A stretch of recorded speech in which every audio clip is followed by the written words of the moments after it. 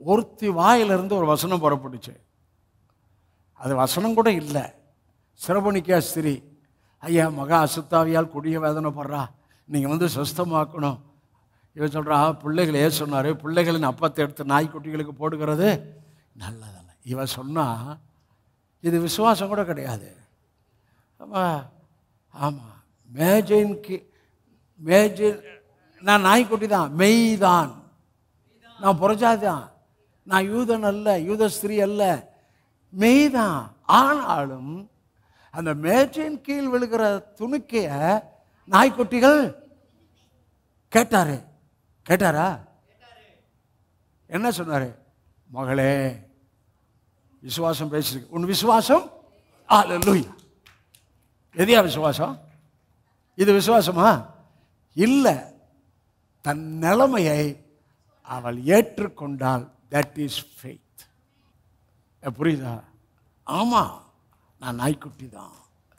தன் நிலைமையை ஏற்றுக்கொண்டால் அந்த விசுவாசத்தை பெரிய விசுவாசம் என்று சொன்னார்.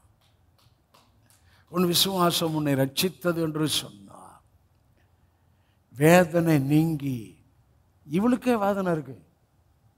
என்ன வேதனை? மகளை குறித்த வேதனை. யாருக்காவது மகளை குறித்து, மகனை குறித்து, பேரனை குறித்து, பேத்தியை குறித்து ஏதாவது வேதனை இருக்கா? இன்னைக்கு வேதனையெல்லாம் நீக்கி போடுகிறார். உனக்கு அற்புதம் தான். ஆரம்பிச்சிருச்சு, பெர்த்து ஆரம்பிச்சிருச்சு, பிறப்பு ஆரம்பிச்சிருச்சு, உள்ளே இருக்கிறது வெளியே வர்ற நேரம் வந்துருச்சு. ஐயா நல்லா கவனிங்க, நல்லா கவனிங்க, நல்லா கவனிங்க. விசுவாசம் பெரியது. இங்கே வந்துடுறேன்.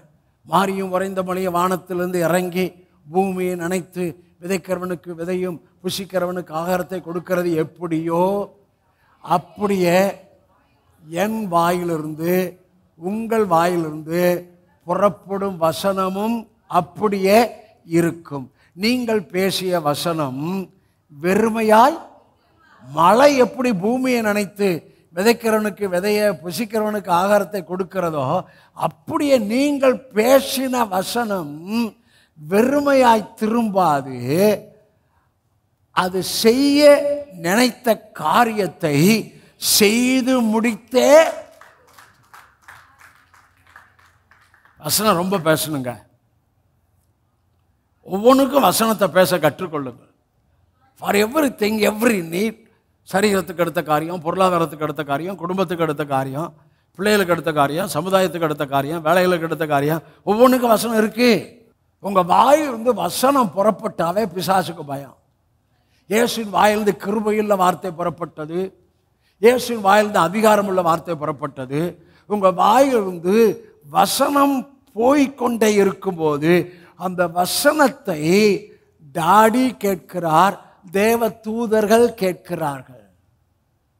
சங்கீதம் 103. நீங்கள் பேசுகிற வசனத்தை, பிரச்சனையை பேசக்கூடாது. நான் சொல்றேன், வசனத்தை பேசுங்க. இந்த வசனத்தை இப்போ நான் சொல்லி காண்பிச்ச வசனத்தை நல்லா புரிஞ்சுக்க. இன்னும் நடக்கலையே அந்த எண்ணத்துக்கு இடம் கொடுக்காதீங்க. அது பிசாசு எண்ணம்.